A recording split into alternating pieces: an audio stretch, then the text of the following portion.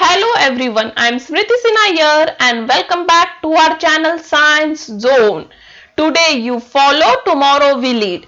And if you are new to this channel, please hit the subscribe button given below. And if you have missed our previous videos, you can click on the I button given above.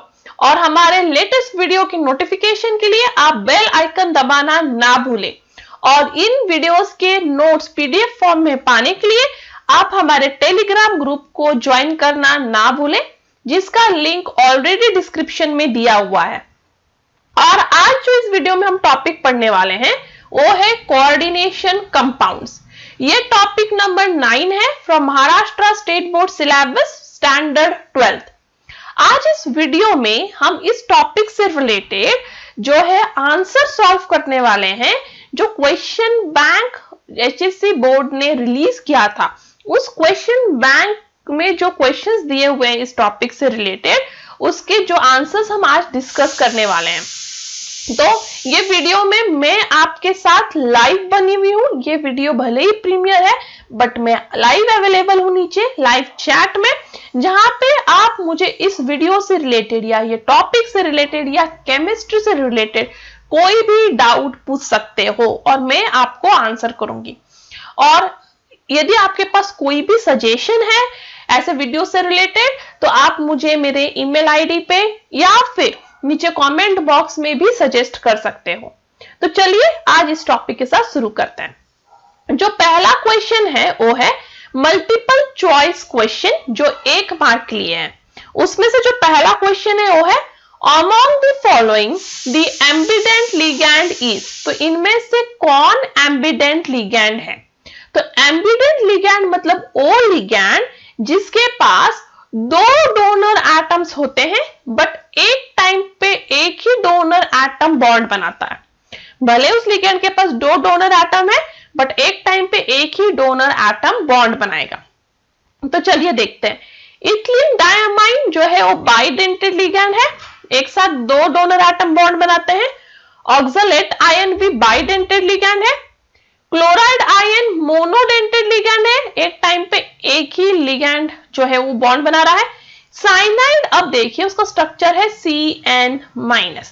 अब ये cyanide ion जो है वो actually ambient ligand है। तो cyanide ion क्या है? Ambient ligand. क्यों ये एम्बिडेंट लिगैंड है? क्योंकि इसमें 2 डोनर एटम है। इसमें डोनर एटम कार्बन भी है जो मेटल के साथ बॉन्ड बना सकता है, और इसमें डोनर एटम नाइट्रोजन भी है जो मेटल के साथ बॉन्ड बना सकता है। बट एक टाइम पे एक ही डोनर एटम एक्टिव है, इसलिए ये एम्बिडेंट लिगैंड है। तो इधर आंसर है option D. Next question, the charge on metal ion in FeCN6 is. तो आपको चार्ज ऑन मेटल आयन पूछा है, ना कि charge on complex. Charge on metal ion मतलब आपको यहाँ पे oxidation state of metal ion पूछा indirectly. Charge on metal ion मतलब आपको क्या पूछा है indirectly? Oxidation state of metal ion. तो आपको यहाँ पे मेटल आयन कौन से ऑक्सीडेशन स्टेट में है वो कैलकुलेट करना है। तो देखिए पूरे चार्ज पे जो पूरे कॉम्प्लेक्स पे चार्ज है वो चार्ज है -4। तो पूरे कॉम्प्लेक्स पे कितना चार्ज है? -4। तो ऑक्सीडेशन स्टेट कैलकुलेट कैसे करना है? That is charge on whole complex is equal to, तो charge on whole complex is equal to oxidation state of metal plus charge of ligands. तो चार्ज जो पूरे कॉम्प्लेक्स पे वो किसको इक्वल है? Oxidation state of metal plus charge of ligands. तो which is equal to oxidation state of metal plus 6 into charge of Cn-, क्योंकि यहाँ पे लिगैंड Cn- है। एक Cn- पे ऑब्वियसली -1 चार्ज है, तो 6 पे कितना होगा? तो oxidation state of metal plus 6 into -1। Therefore, अब ये क्या हो गया? यहाँ पे चार्ज ऑफ कॉम्प्लेक्स क्या है? -4। तो -4 equal to oxidation state of metal plus 6 into -1। और यदि आप अब ऑक्सीडेशन स्टेट ऑफ मेटल को यहां ही रहने दें और ये पूरे को आप ले चले आपके लेफ्ट साइड पे, तो वो बन जाएगा Fe equal to -4 plus 6 that is +2। तो charge on Fe in this complex is +2। that is oxidation state of Fe here is +2. Next question, the effective atomic number of cobalt in CONH363+ is, तो आपको यहाँ पे calculate करना है EAN number of cobalt in this complex. तो EAN number का formula क्या है? EAN number is equal to number of electrons of metal ion plus total number of electrons donated by ligand. ठीक है, नंबर ऑफ इलेक्ट्रॉन जो metal ion पे है plus total number of electron donated by ligand. अब number of electron metal ion जो होता है वो एक्चुअली इक्वल होता है atomic number of metal minus number of electron lost by metal to form ion. तो जो मेटल के अराउंड जो इलेक्ट्रॉन है वो मेटल के एटॉमिक नंबर को यदि आप उसके ऑक्सीडेशन स्टेट से, मतलब जितना मेटल ने वो कॉम्प्लेक्स फॉर्म करने के लिए इलेक्ट्रॉन लूज किया है उससे आप यदि वो माइनस करें तो मिलेगा आपको number of electrons of metal ion. अब इसमें जो है वो ऐड करना है आपको number of electron donated by ligand. तो इसका होल फॉर्मूला है Z minus x plus y. Z मतलब atomic number of metal, X मतलब oxidation state of metal, Y मतलब इलेक्ट्रॉन डोनेटेड बाय लिगैंड। अब याद रखें एक चार टेबल जो आपको याद रखना बहुत जरूरी है इस चैप्टर के लिए, मैंने पहले ही बताया था। Scandium, titanium, vanadium, chromium, manganese, iron, cobalt, निकल, कॉपर, जिंक।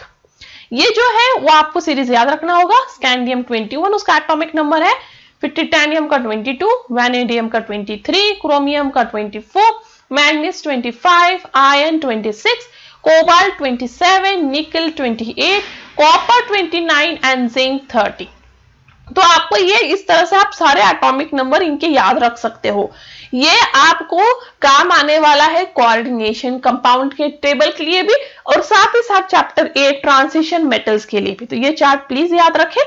अब देखिए यहाँ पे आप जो है कोबाल्ट के बारे में बात कर रहे हो, तो यहाँ पे कोबाल्ट का ऑक्सीडेशन स्टेट क्या है? तो ऑक्सीडेशन स्टेट मेटल का कैसे कैलकुलेट करेंगे? सपोज X है oxidation state of metal plus ligand कितने इलेक्ट्रॉन्स, जो ये सॉरी इलेक्ट्रॉन्स की नहीं बात करें, चार्ज क्या है लिगैंड के ऊपर? यहाँ पे अमोनिया जो है वो न्यूट्रल लिगैंड है। न्यूट्रल लिगैंड के ऊपर चार्ज 0 होता है और होल कॉम्प्लेक्स पे चार्ज +3 है, इसलिए oxidation state of metal that is X is equal to +3, इसलिए कोबाल्ट का ऑक्सीडेशन स्टेट हो गया +3।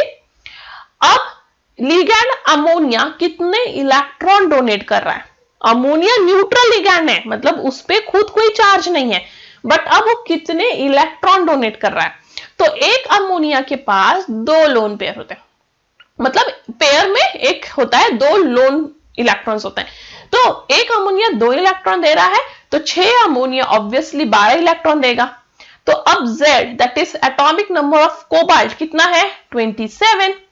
ठीक है, फिर ऑक्सीडेशन स्टेट ऑफ कोबाल्ट जो अभी हमने कैलकुलेट किया X है +3 और इलेक्ट्रॉन डोनेटेड बाय अमोनिया है 12। तो अब इस फॉर्मूला में डालिए EAN equal to Z minus x plus y, 27 minus 3 plus 12 that is 36, और इसलिए यहाँ पे EN number of this is 36। Next, the IUPAC name of Na3AlF3F6 is, इसका आपको IUPAC नेम बताना है। ठीक है, तो यहां पे पहले सोडियम है, जब भी प्राइमरी वैलेंसी कोई कैटायन सेटिस्फाई कर रहा है तो आप सबसे पहले उसके बारे में लिखोगे। तो ये कैटायन है क्योंकि पॉजिटिवली चार्ज आयन है, तो ये आप क्या लिखोगे? पहले उसके बारे में, तो इसलिए पहले आएगा सोडियम। तो इस हिसाब से ए ऑप्शन अपने आप रूल आउट हो गया। तो पहले आया सोडियम, फिर 6 फ्लोरीन है इसलिए हेक्साफ्लोरो। एल्यूमिनियम है, बट ये एल्यूमिनियम जो है वो नेगेटिव कॉम्प्लेक्स पे है, क्योंकि आपको पता है ये एनायनिक कॉम्प्लेक्स है, क्योंकि कैटायन उसको सेटिस्फाई कर रहा है, मतलब ये स्क्वायर ब्रैकेट के ऊपर क्या है? Negative charge. तो एनायनिक कॉम्प्लेक्स में जो मेटल होता है उसकी नेम के एंड में ATE लगता है, तो ये एल्यूमिनियम नहीं होगा, ये होगा एल्यूमिनेट। तो ये हो जाएगा सोडियम हेक्साफ्लोरो एल्यूमिनेट। तो इस हिसाब से ऑप्शन डी भी रूल आउट हो गया। अब आपको ऑक्सीडेशन स्टेट देखना है, तो पूरे कॉम्प्लेक्स पे चार्ज है -3, क्योंकि 3Na+ जो है उसको बाहर बैलेंस कर रहा है, इसलिए उसके ऊपर चार्ज क्या है स्क्वायर ब्रैकेट पे -3। तो एल्यूमिनियम का ऑक्सीडेशन स्टेट X है, ठीक है। फिर ये एक लिगैंड कितना दे रहा है चार्ज, -1, एक लिगैंड -1 चार्ज दे रहा है क्योंकि हैलोजन है, तो 6 ligand -6 equal to -3, therefore X equal to +3। तो ये हो जाएगा सोडियम हेक्साफ्लोरो एल्यूमिनेट +3। तो यहाँ पे ऑप्शन बी करेक्ट है। Next, hybridization of cobalt in CONH3 3+ complex ion is. तो इस कॉम्प्लेक्स आयन में इसका हाइब्रिडाइजेशन क्या है? तो याद रखिए NH3 एक्चुअली जो है वो स्ट्रॉन्ग फील्ड लिगैंड है, क्योंकि नाइट्रोजन डोनेटिंग लिगैंड है, और नाइट्रोजन डोनेटिंग लिगैंड जो होते हैं वो स्ट्रॉन्ग फील्ड लिगैंड होते हैं। तो NH3 स्ट्रॉन्ग फील्ड लिगैंड है, इसलिए वो लो स्पिन कॉम्प्लेक्स बनाएगा। याद रखें, स्ट्रॉन्ग फील्ड लिगैंड क्या बनाता है, लो स्पिन कॉम्प्लेक्स। यदि ये लो स्पिन कॉम्प्लेक्स बना रहा है, मतलब ऑक्टाहाइड्रल, क्योंकि 6 लिगैंड से ऑब्वियसली ऑक्टाहाइड्रल कॉम्प्लेक्स ही बनाएगा, क्योंकि 6 लिगैंड जो है वो ऑक्टाहाइड्रल कॉम्प्लेक्स ही बनाते हैं। तो ये तो ऑब्वियस है कि ये तो ऑक्टाहाइड्रल कॉम्प्लेक्स ही बनाने वाला है, ठीक है। तो ये ऑक्टाहाइड्रल कॉम्प्लेक्स बना रहा है। अब वो स्ट्रॉन्ग फील्ड लिगैंड है, वो लो स्पिन कॉम्प्लेक्स बना रहा है। ऑक्टाहाइड्रल लो स्पिन कॉम्प्लेक्स होता है जिधर d ऑर्बिटल अंदर के साइड होता है, तो इनर स्फीयर कॉम्प्लेक्स बनाता है। That is why its hybridization is D2sp3। यदि इसका अपोजिट होता, यदि अमोनिया की जगह कोई ऐसा लिगैंड होता जो लो फील्ड लिगैंड होता, मतलब वीक फील्ड लिगैंड होता, और वो हाई स्पिन कॉम्प्लेक्स बनाता, तब वो आउटर स्फीयर कॉम्प्लेक्स बनाता, और तब हाइब्रिडाइजेशन क्या होता, sp3d2। ऑक्टाहाइड्रल कॉम्प्लेक्स मतलब 6 लिगैंड्स के लिए कॉम्प्लेक्स ऑक्टाहाइड्रल ही होता है। उसमें 2 ऑप्शन होते हैं, एक तो वो हो सकता है आउटर स्फीयर कॉम्प्लेक्स जहां d ऑर्बिटल बाहर है, या फिर हो सकता है इनर स्फीयर कॉम्प्लेक्स जहां d ऑर्बिटल अंदर है। बट हम बात कर रहे हैं लो स्पिन कॉम्प्लेक्स की, इसलिए ये इनर स्फीयर कॉम्प्लेक्स है, d ऑर्बिटल अंदर, that is D2sp3। Next question, the geometry of COF6 3- complex is. तो याद रखिए, आपको सिर्फ 3 ज्योमेट्रीज आपके चैप्टर में पढ़ना है, उससे ज्यादा आपको कुछ नहीं है। तो यदि आपका कोऑर्डिनेशन नंबर 4 है, तो 2 पॉसिबिलिटीज है ज्योमेट्री का, एक तो है टेट्राहाइड्रल, दूसरा है आपका स्क्वायर प्लेनर, ठीक है। तो ये 2 ही ऑप्शन है for coordination number 4। Coordination number यदि 6 है तो एक ही ऑप्शन है ऑक्टाहाइड्रल ज्योमेट्री। अब देखिए यहां कोऑर्डिनेशन नंबर 6 है, क्योंकि 6 सेकेंडरी लिगैंड्स हैं, और इसलिए यहां ज्योमेट्री होगा octahedral, that is option C. Next question, the pair, ये 2 पेयर है आपके पास कॉम्प्लेक्स के, ये किस तरह का आइसोमेरिज्म दिखा रहा है, आपको ये बताना है, ये दोनों पेयर किस तरह का आइसोमेरिज्म दिखा रहा है। तो आप ध्यान दें, यहाँ पे एक के अंदर SO4 अंदर है, एक के पास SO4 बाहर है, एक के पास Br बाहर है, एक के पास Br अंदर, मतलब आपका एक्सचेंज हो रहा है लिगैंड में। जो प्राइमरी वैलेंसी वो सेकेंडरी बन रही है, और जो सेकेंडरी वैलेंसी वो प्राइमरी बन रही है, मतलब आपके आयोनाइजेशन स्फीयर में एक्सचेंज हो रहा है, और इसलिए ये दोनों आयोनाइजेशन आइसोमर के एग्जांपल है, that is option B. Next question, very short answer question, that is for 1 mark. तो पहला क्वेश्चन है, draw structure of ethylene diamine tetraacetate ion. तो ethylene diamine tetraacetate ion hexadentate ligand है, और ये उसका स्ट्रक्चर है। तो ये है आपका इथिलीन डायमाइन, और ये 4 एसिटेट, इसलिए टेट्राएसिटेट आयन। तो ये स्ट्रक्चर याद रखें। देखिए बहुत इजी है स्ट्रक्चर में, ये दोनों एक दूसरे के मिरर इमेज है। तो आपको क्या करना है, बेसिकली 2 CH2 लिखना है, दोनों तरफ नाइट्रोजन डालना है, और दोनों नाइट्रोजन को 4 ब्रांचेस लगा के एसिटेट ग्रुप पर ज्वाइन करना है, ठीक है। Next, right coordination number of Fe3+ in this complex.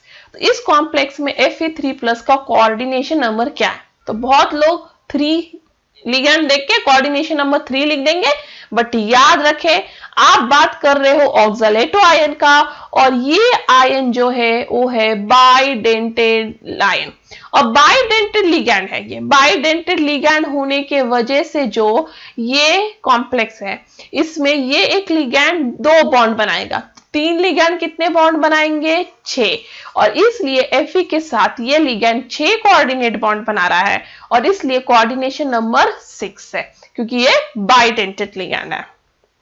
Next, write the chemical composition of कैरानालाइट।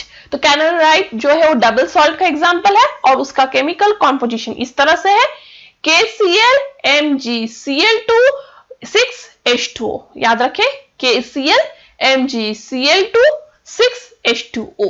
Next है oxidation number of ion in FeCO5। तो आयन का ऑक्सीडेशन नंबर पता लगाना है, तो oxidation state of ion plus charge on ligand equals to charge on complex. Correct. अब oxidation state of ion मुझे नहीं पता, चार्ज ऑन लिगैंड 0 है क्योंकि ये न्यूट्रल लिगैंड है कार्बन मोनोऑक्साइड, और पूरे कॉम्प्लेक्स में भी आप देख सकते हो कोई चार्ज नहीं है इसलिए चार्ज 0 है, इसलिए ऑक्सीडेशन स्टेट ऑफ आयन क्या हो गया 0। Next, calculate the effective atomic number of ion in FeCN6 4- complex. तो यहां पे आपको EAN नंबर कैलकुलेट करना है। तो EN नंबर ऑफ मेटल, देखो EN number is equal to number of electrons donated by metal ion. Metal ion आपके कितने इलेक्ट्रॉन डोनेट करेगा, plus total number of electrons donated by ligand. अब number of electron donated by metal ion के लिए आपको ये formula use करना है, atomic number of metal, Fe का क्या एटॉमिक नंबर है, minus number of electrons lost by metal to form ion. तो आपका Fe कितने इलेक्ट्रॉन्स लॉस करेगा आयन फॉर्म करने के लिए, मतलब oxidation state plus number of electron donated by ligand Y। तो ये Fe है, Fe का जो एटॉमिक नंबर है वो है 26। तो टेबल लर्न कर ले जो स्टार्टिंग में मैंने आपको बताया। तो Fe का एटॉमिक नंबर क्या है 26। अब ऑक्सीडेशन स्टेट मतलब Z तो आपको मिल गया, Z क्या है 26। अब X मतलब ऑक्सीडेशन स्टेट ऑफ Fe पता लगाना है। तो Z कैसे पता, X कैसे पता लगाए, तो X that is oxidation state of metal plus charge of ligand. तो एक Cn -1 चार्ज देता है तो 6 Cn कितने देगा -6 equals to charge on complex that is -4। Correct, ये -4, देयरफॉर X इक्वल्स टू +2। तो Fe का ऑक्सीडेशन स्टेट क्या है +2, इसलिए X क्या हुआ +2। Y मतलब इलेक्ट्रॉन डोनेटेड बाय लिगैंड।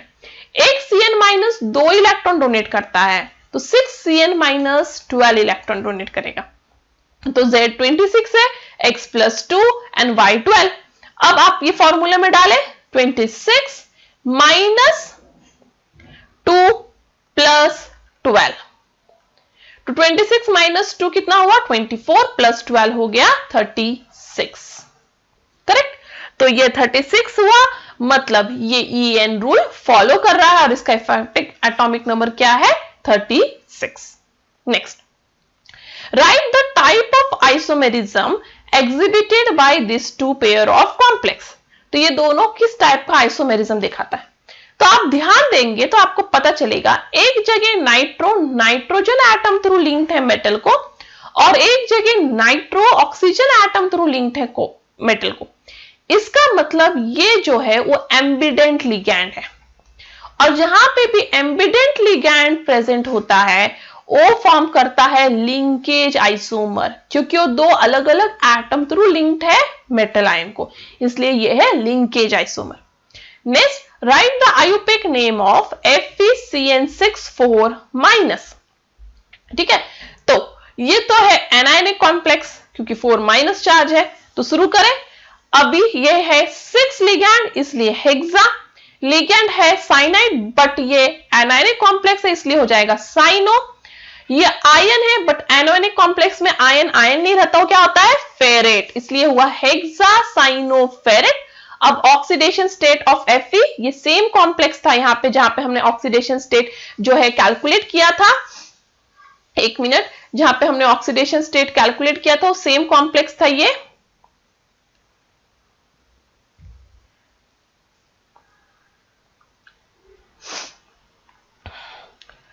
कुछ प्रॉब्लम आ गया है, 1 मिनट।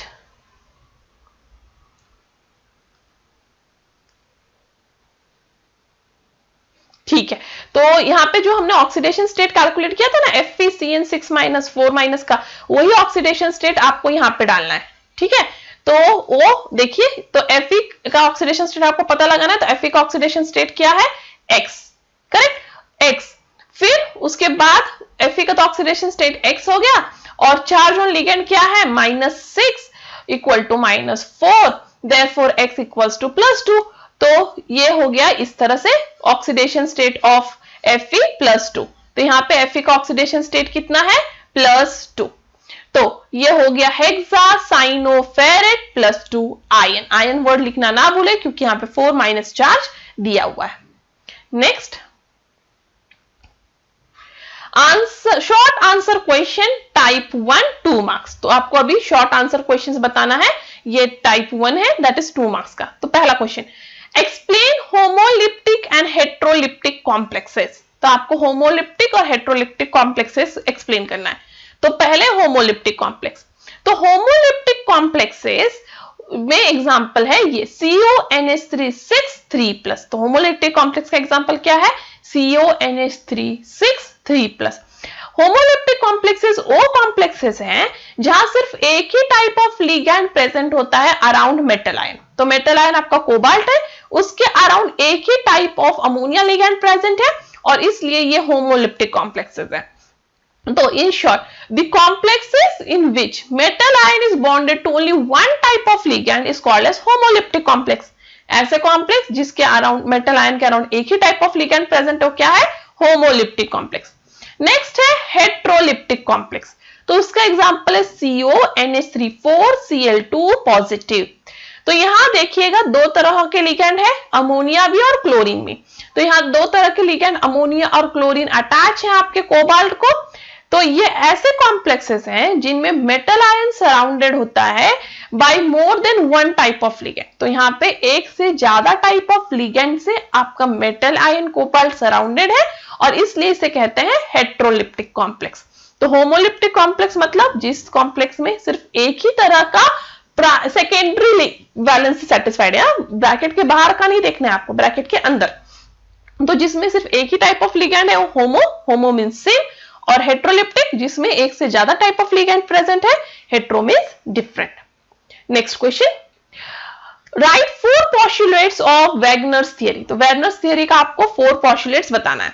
तो पहला postulate, unlike metal salt the metal in complexes possess 2 valences. ठीक है, तो आपके कॉम्प्लेक्स में मेटल्स कितने वैलेंसी पोजेस करते हैं, 2। पहला होता है प्राइमरी वैलेंसी, जिसे हम कहते हैं आयोनाइजेबल, क्योंकि वो आयन फॉर्म कर सकता है, और दूसरा होता है सेकेंडरी वैलेंसी, जो होता है नॉन आयोनाइजेबल, क्योंकि वो जो आयन फॉर्म नहीं कर सकता। सेकेंड पोस्टुलेट है, जो आयोनाइजेशन स्फीयर है वो कंसिस्ट होता है और सेटिस्फाई होता है by primary valency of metal, और प्राइमरी वैलेंसी ज्यादातर होते हैं एनायंस, मतलब स्क्वायर ब्रैकेट के बाहर जो भी स्क्वायर ब्रैकेट के ऊपर चार्ज है उसको सेटिस्फाई कौन करता है, उसको सेटिस्फाई करता है प्राइमरी वैलेंसी, और प्राइमरी वैलेंसी ज्यादातर आयंस होते हैं, एनायंस होते हैं। दूसरा है जो सेकेंडरी वैलेंसी। सेकेंडरी वैलेंसी मतलब सेकेंडरी कोऑर्डिनेशन स्फीयर के अंदर प्रेजेंट होता है, जो स्क्वायर ब्रैकेट है उसके अंदर जो भी प्रेजेंट है वो क्या है, सेकेंडरी वैलेंसी, और वो नॉन आयोनाइजेबल होता है क्योंकि वो आयंस फॉर्म नहीं करता। सेकेंडरी वैलेंसी जो मेटल का होता है उसको एक फिक्स्ड पोजीशन, एक फिक्स्ड ओरिएंटेशन होता है, और वो सेटिस्फाई होता है आइदर बाय एनायंस और न्यूट्रल लिगैंड्स। तो वो सेकेंडरी वैलेंसी को कौन सेटिस्फाई करता है, एक तो आयंस, एनायंस हो सकते हैं या फिर न्यूट्रल लिगैंड्स। तो एनायंस मतलब Cl सपोज माइनस, और न्यूट्रल लिगैंड्स में अमोनिया, कार्बन मोनोऑक्साइड, कोई भी स्क्वायर ब्रैकेट के अंदर प्रेजेंट हो सकता है। और जो सेकेंडरी वैलेंसी होता है वो होता है इक्वल टू कोऑर्डिनेशन नंबर। तो जितना सेकेंडरी वैलेंसी है वही उस मेटल का कोऑर्डिनेशन नंबर होता है। और फोर्थ पोस्टुलेट है सेकेंडरी वैलेंसीज को हमेशा फिक्स स्पेशियल अरेंजमेंट होता है around metal ion. Metal ion के अराउंड सेकेंडरी वैलेंसी को एक फिक्स्ड पोजीशन होता है। यदि 4 कोऑर्डिनेशन नंबर है या 4 सेकेंडरी वैलेंसी है तो टेट्राहाइड्रल या स्क्वायर प्लेनरी होगा, और 6 के लिए ऑक्टाहाइड्रल होगा। तो फिक्स स्पेशियल अरेंजमेंट है। तो यहाँ पे एक एग्जांपल है, तो CONH3 6 जो है वो सेकेंडरी वैलेंसी है, वो सेकेंडरी स्पीयर के अंदर है।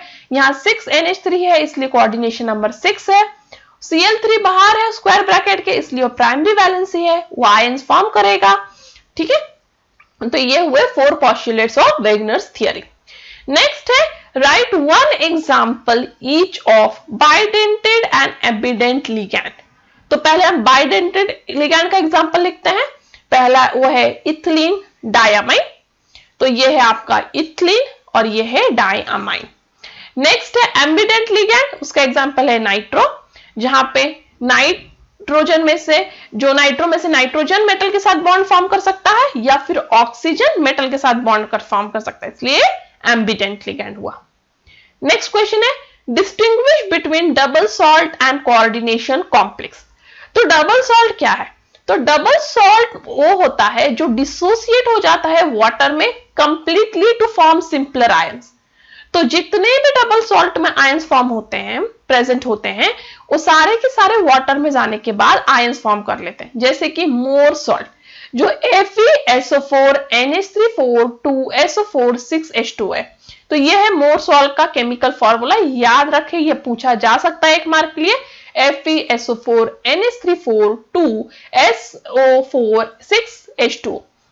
अब ये जो मोर सॉल्ट है वो वाटर में जाता ही कंप्लीटली डिसोसिएट हो जाता है, तो Fe बन जाता है Fe2 प्लस, SO4 बन जाता है 2SO4 माइनस, 2SO4 2 माइनस, और NH4 बन जाता है 2NH4 प्लस। ठीक है, नेक्स्ट डबल सॉल्ट का एग्जांपल है कैरानालाइट, जो आपके एमसीक्यू में था ना 1 मार्क के लिए, नॉट एमसीक्यू, 1 मार्क के लिए कैरानालाइट का फॉर्मूला पूछा था, वही है।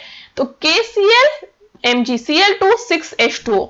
अब ये कैरानालाइट भी वाटर में जाने के बाद कंप्लीटली डिसोसिएट होता है और फॉर्म करता है K plus Mg2 plus plus 3Cl minus.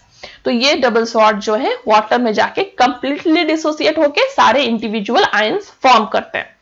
But जो कोऑर्डिनेशन कॉम्प्लेक्स होते हैं, कोऑर्डिनेशन कॉम्प्लेक्स वाटर में कंप्लीटली डिसोसिएट नहीं होते और वो एटलीस्ट एक कॉम्प्लेक्स आयन फॉर्म करते हैं।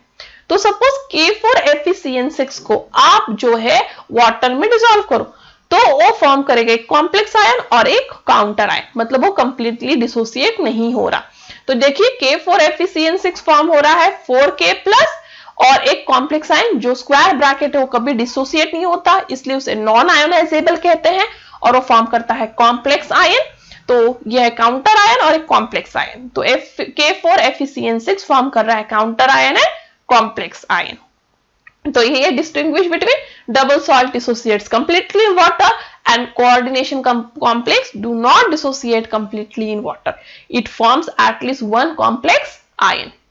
Next, define the following terms. पहला टर्म है coordination isomer. तो coordination isomers वो isomers है जहां इंटरचेंज हो जाता है लिगैंड का between cationic and anionic pairs of different metals. तो जो cationic और anionic pair होता है different metals का, उनके बीच में लिगैंड का एक्सचेंज हो जाता है, उसे कहते हैं कोऑर्डिनेशन आइसोमर। तो ये है, देखिए ये पहला कॉम्प्लेक्स है जहां आप देख सकते हो लिगैंड जो है अमोनिया और कोबाल्ट के साथ प्रेजेंट है और यहाँ CN जो है क्रोमियम के साथ प्रेजेंट है। अब नेक्स्ट में आप देखिएगा कैटायनिक में क्रोमियम आ गया और एनायनिक में कोबाल्ट। तो यहाँ पे मेटल का जो है वो इंटरचेंज हो गया है between the cationic and anionic sphere और इसलिए कोऑर्डिनेशन आइसोमर है। नेक्स्ट है हाइड्रेटेड आइसोमर। तो हाइड्रेट आइसोमर्स वो होते हैं जहां एक्सचेंज होता है water as ligand between coordination and ionization sphere. तो कोऑर्डिनेशन और आयोनाइजेशन स्फीयर में मतलब प्राइमरी और सेकेंडरी वैलेंसी के बीच में वाटर एज लिगैंड यदि एक्सचेंज हो जाए तो उसे कहेंगे हाइड्रेटेड आइसोमर। तो यहां देख सकते हो आप एग्जांपल CrH2O6Cl3, यहां सारे वाटर जो है वो सेकेंडरी वैलेंसी है। बट नेक्स्ट कॉम्प्लेक्स में क्या हुआ है, एक वाटर बाहर चला गया है और एक Cl अंदर आ गया है, तो यहाँ एक्सचेंज हो गया है वाटर का सेकेंडरी और प्राइमरी वैलेंसी के बीच में, और इसलिए ये है हाइड्रेटेड आइसोमर। तो दोनों में लिगैंड के नंबर सेम है, बट एक जगह वाटर है सेकेंडरी वैलेंसी और एक जगह है वो प्राइमरी, तो ये हो गया hydrated isomer. Next, right 2 applications of coordination compound.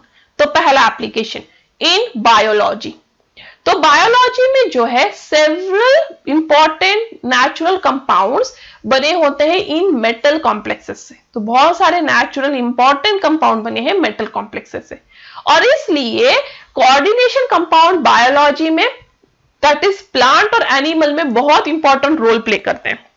For example chlorophyll जो है प्लांट का, उसमें प्रेजेंट क्या होता है, मैग्नीशियम एज कॉम्प्लेक्स, और हीमोग्लोबिन में प्रेजेंट होता है आयरन एज अ कॉम्प्लेक्स।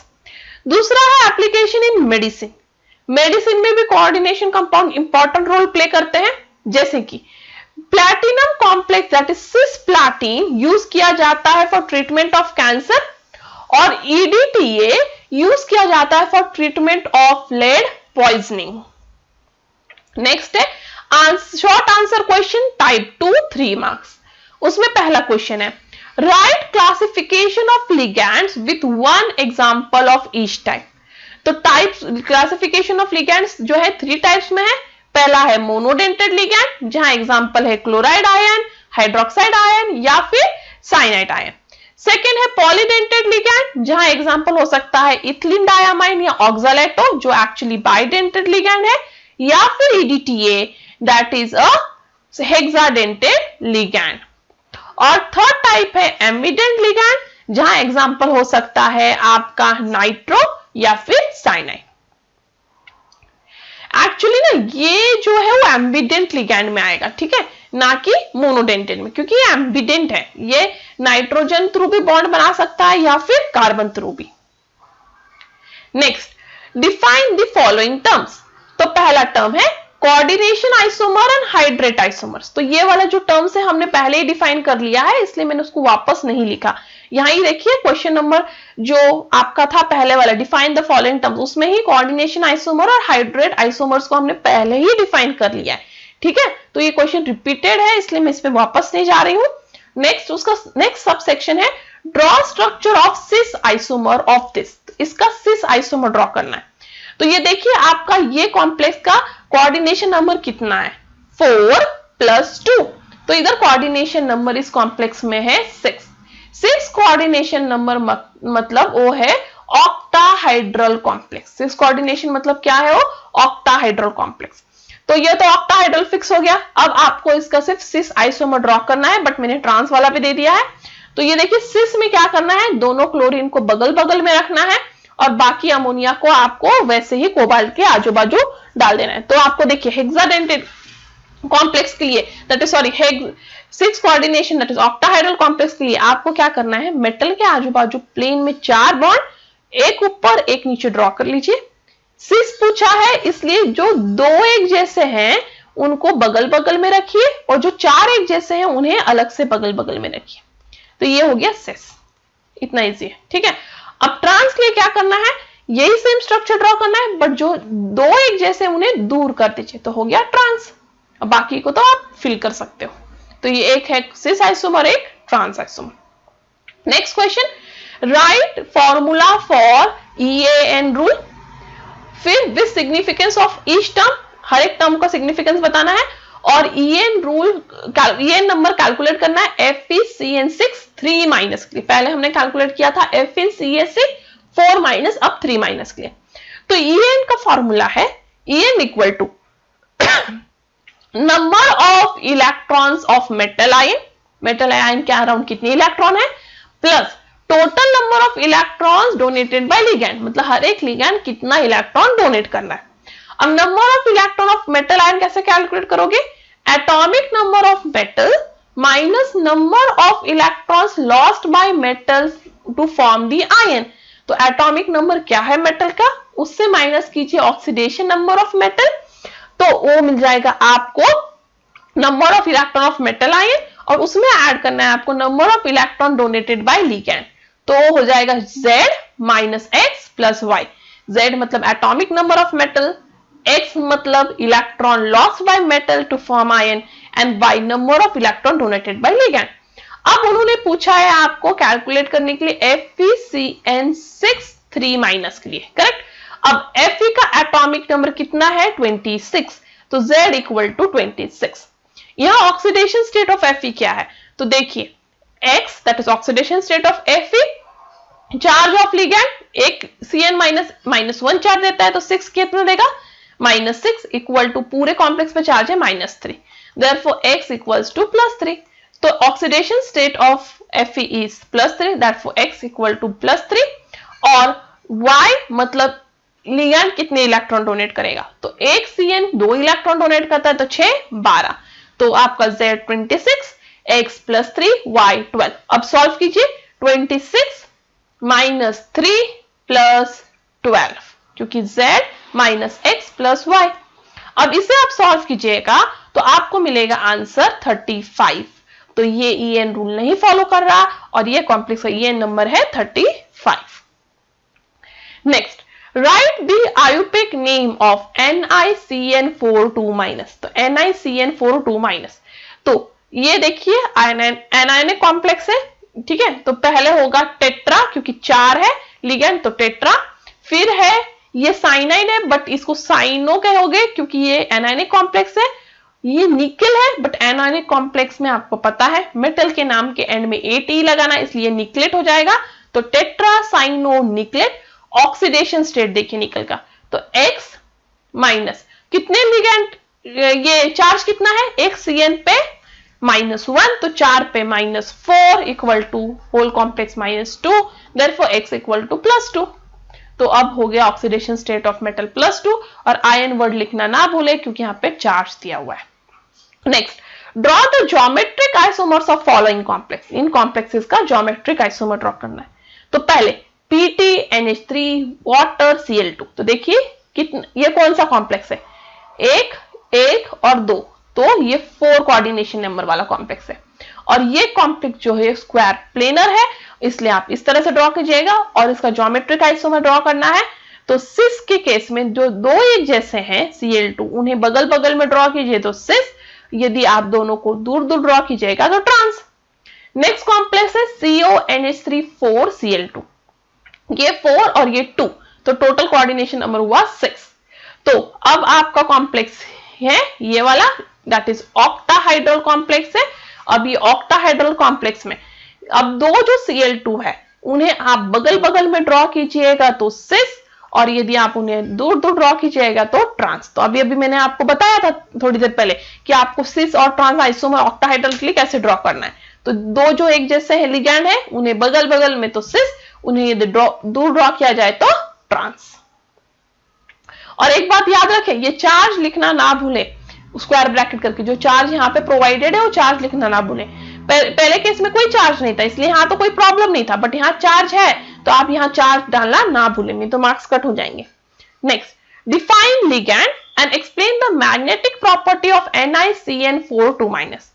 तो लिगैंड का डेफिनेशन क्या है, तो जो स्पीशीज सराउंड करता है सेंट्रल मेटल एटम को या आयन को in coordination compound is called as ligand.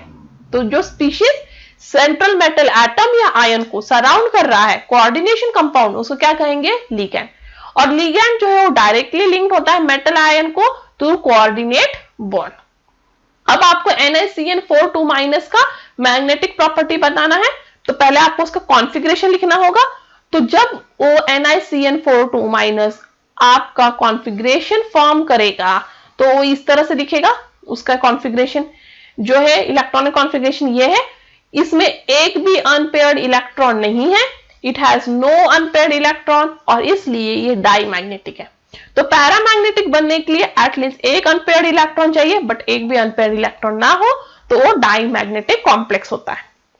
Next, define anionic sphere complex, second coordination number, और फिर बताना है draw optical isomer of COEN3 3+। तो पहले एनायोनिक स्फीयर कॉम्प्लेक्स, तो एनायनिक स्फीयर, एनायन मतलब नेगेटिवली चार्ज, करेक्ट। तो जो नेगेटिवली चार्ज कोऑर्डिनेशन स्फीयर होता है या फिर ऐसा कोऑर्डिनेशन कंपाउंड जिस पे negatively charge coordination sphere present है उसे कहेंगे एनायनिक स्फीयर कॉम्प्लेक्स।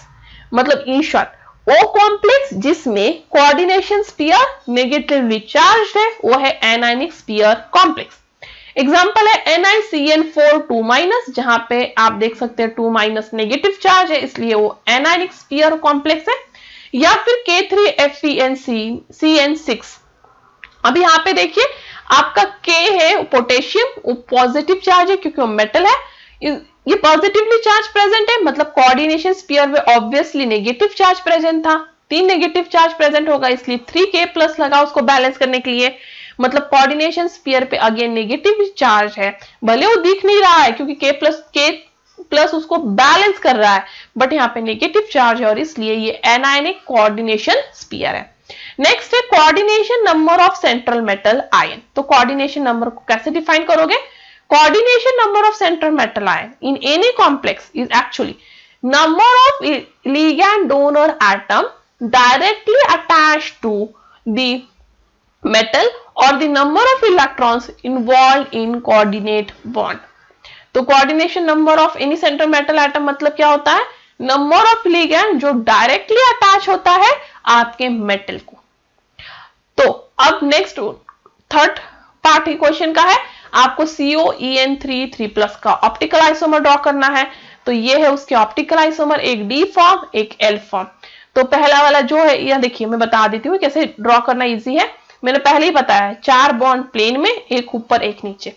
ये बाइडेंटेड लिगैंड है इसलिए आपको 2 बॉन्ड्स को इस तरह से जोड़ते जाना है तो एक फूल की तरह का आकार बन जाएगा। ठीक है, तो ये हो गया एक पार्ट। अब आपको इसका मिरर इमेज ड्रॉ करना होगा इसका ऑप्टिकल आइसोमर बनाने के लिए। तो आप याद रखिए दोनों मिरर इमेज दिखना चाहिए। तो ये EN इधर दिख रहा है तो इधर से भी आप EN ऐसे ही जोड़ोगे कि दोनों मिरर इमेज दिखे। ठीक है, फिर उसके बाद इधर जोड़ोगे, देखिए ये एकदम मिरर इमेज दिख रहा है और इधर, तो इस तरह से आप ऑप्टिकल आइसोमर इसका बना सकते हो। Next long answer question 4 marks, जिसमें पहला क्वेश्चन है right oxidation state and coordination number of CONH34Cl2+ ion. तो सबसे पहले मैं इसका कोऑर्डिनेशन नंबर पता लगाऊंगी। तो इधर है 4 अमोनिया एंड 2 क्लोरीन, मतलब 4+2, मतलब इधर कोऑर्डिनेशन नंबर क्या हुआ इस कॉम्प्लेक्स का? इसका कोऑर्डिनेशन नंबर हुआ 6। ठीक है, तो कोऑर्डिनेशन नंबर पता लगा लिया हमने। अब ऑक्सीडेशन स्टेट, तो oxidation state of metal that is X, ठीक है, plus charge given by ligand. तो NH3 तो 0 चार्ज देता है इसलिए 4 × 0 प्लस एक Cl आपको -1 चार्ज दे रहा है तो 2 Cl कितना देगा? इक्वल टू पूरे कॉम्प्लेक्स पे चार्ज क्या है? +1। Therefore X -2 equals to +1, therefore X equals to +1। तो CO का ऑक्सीडेशन स्टेट क्या है? +1। समझ में आ गया कैसे? Next calculate the EN of ion in FeCN64-। देखिए ये वापस आ गया, ये सेम हमने पहले भी कैलकुलेट किया है FeCN64- का EN नंबर। तो EN नंबर का फॉर्मूला तो अब आपको लर्न हो गया होगा, तो मैं ये वापस एक्सप्लेन नहीं करती हूँ, but EN equal to Z - X + Y। Z atomic number of metal, X oxidation state of metal, Y number of electron donated by ligand. तो यहाँ पे Z Fe का है 26, ऑक्सीडेशन स्टेट यहाँ पे Fe का है +2, प्लस एक लिगैंड 2 इलेक्ट्रॉन दे रहा तो 6 कितने देंगे? 12, और इसे सॉल्व करोगे तो आंसर आएगा 36। तो यहाँ पे EN नंबर क्या है? 36। नेक्स्ट आयुपिक नेम ऑफ ZnNH342+, इसका आयुपिक नेम बताना है।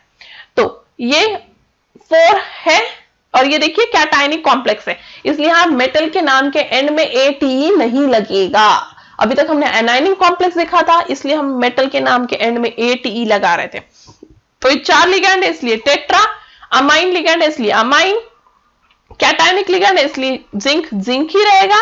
और अभी ऑक्सीडेशन स्टेट देखिए तो X चार्ज ऑन लिगैंड कितना है? 0, क्योंकि अमोनिया न्यूट्रल लिगैंड है, पूरे चार्ज ऑफ कॉम्प्लेक्स है +2, therefore X इक्वल्स टू +2। तो इधर हो गया जिंक 2 और आयन लिखना ना भूले क्योंकि यहाँ पे एक चार्ज प्रेजेंट है। Next explain why CONH3 6 3+ ion is low spin. ठीक है, ये पहले एक्सप्लेन करना है और फिर बाद में calculate the number of unpaired electrons and right geometry of this. ठीक है, तो CONH3 6 3+ लो स्पिन क्यों है? क्योंकि स्ट्रॉन्ग फील्ड लिगेंड्स वो लिगेंड्स होते हैं जिनके डोनर एटम्स कार्बन, नाइट्रोजन या फास्फोरस होता है। तो जहां पे भी लिगेंड में डोनर एटम कार्बन, नाइट्रोजन या फास्फोरस होगा वो होगा स्ट्रॉन्ग फील्ड लिगेंड। और यहाँ पे है अमोनिया, मतलब आपका डोनर एटम यहाँ पे नाइट्रोजन है और इसलिए स्ट्रॉन्ग फील्ड लिगेंड है। स्ट्रॉन्ग फील्ड लिगेंड जो है वो जो है उधर स्प्लिटिंग जो डी ऑर्बिटल का ज्यादा होता है, इसलिए वो पेयरिंग पहले करना पसंद करते हैं और इसलिए ये लिगेंड लो स्पिन कॉम्प्लेक्स होते हैं। क्योंकि देखिए ये पार्ट एक्चुअली डिलीटेड पार्ट में से है, क्योंकि CFT थ्योरी आपके सिलेबस से डिलीटेड है और उसमें से ये वाला क्वेश्चन है, बट स्टिल मैं एक्सप्लेन कर रही हूं। तो आपका डी ऑर्बिटल T2G और EG में स्प्लिट होता है। तो स्ट्रॉन्ग फील्ड लिगेंड में ये स्प्लिटिंग बहुत ज्यादा होता है, इसलिए इलेक्ट्रॉन्स पहले पेयर्ड होते हैं और फिर EG में जाना पसंद करते हैं और इसलिए जो पेयरिंग नीचे ही हो रहा है इसलिए उसे कहते हैं लो स्पिन कॉम्प्लेक्स। तो याद रखें CONH3 6 3+ लो स्पिन क्यों है? क्योंकि उसमें स्ट्रॉन्ग फील्ड लिगेंड है, क्योंकि उसमें नाइट्रोजन डोनर एटम है और वहां स्प्लिटिंग ऑफ डी ऑर्बिटल जो है वो ज्यादा है, इसलिए वो लो स्पिन कॉम्प्लेक्स है। नेक्स्ट पार्ट ऑफ क्वेश्चन ये है, calculate the number of unpaired electrons and right the geometry. तो जो ऑक्सीडेशन स्टेट है यहाँ कोबाल्ट का क्या है? 3+। हम CFT की तरफ से नहीं जाएंगे क्वेश्चन सॉल्व करने, क्योंकि CFT थ्योरी डिलीटेड है, इसलिए मैं VBT की हेल्प से ये क्वेश्चन सॉल्व कर रही हूँ। तो ऑक्सीडेशन स्टेट ऑफ कोबाल्ट क्या है? 3+ है। तो valence shell electronic configuration of cobalt 3+, normal cobalt 3+ का जो इलेक्ट्रॉनिक कॉन्फ़िगरेशन क्या होगा? 3D में कोबाल्ट का एटॉमिक नंबर देखिए कितना है। कोबाल्ट का एटॉमिक नंबर है, देखिए scandium, titanium, vanadium, chromium, manganese, iron, cobalt. Cobalt मतलब 27, तो 27 इसका एटॉमिक नंबर है।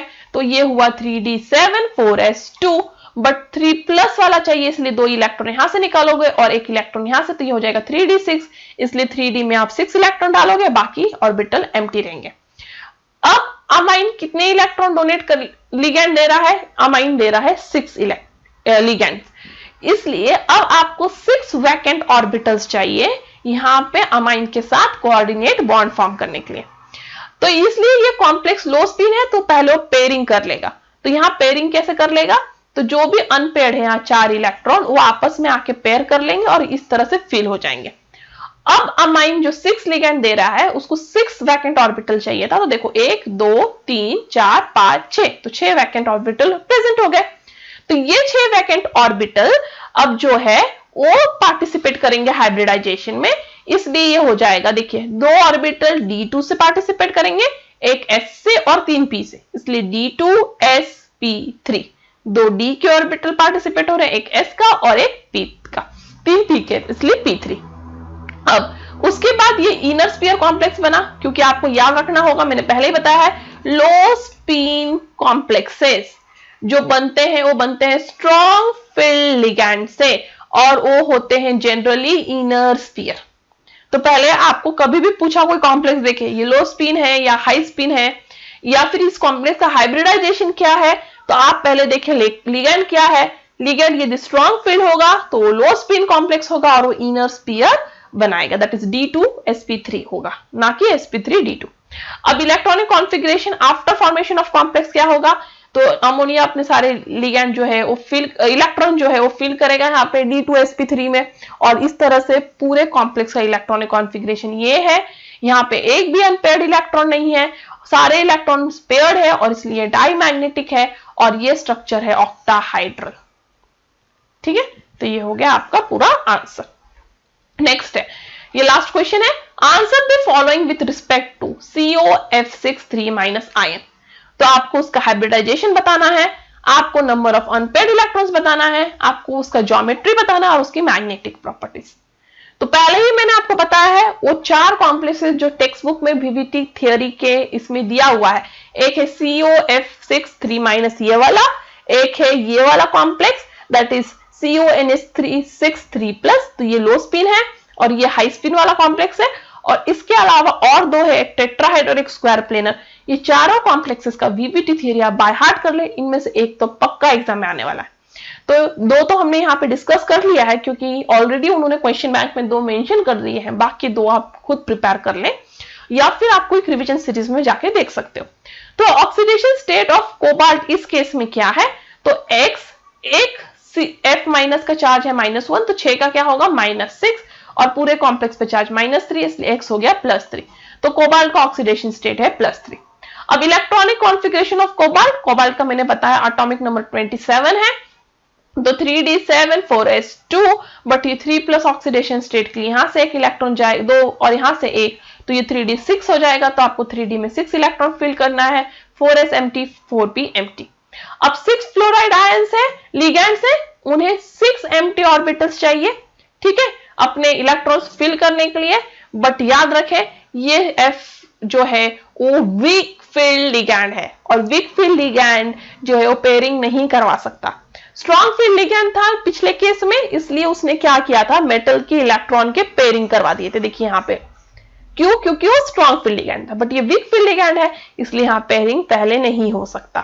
तो यहाँ पेयरिंग नहीं होगा तो आपको आगे के d ऑर्बिटल्स यूज करने पड़ेंगे, क्योंकि 4s तो ऑलरेडी प्रेजेंट है, एम्प्टी 4p है, बट यहाँ पेयरिंग नहीं हो सकता, ये वैकेंट नहीं कराए जा सकते क्योंकि वीक फील्ड लिगैंड है, इसलिए आपको 4d के ऑर्बिटल्स यूज करने हैं।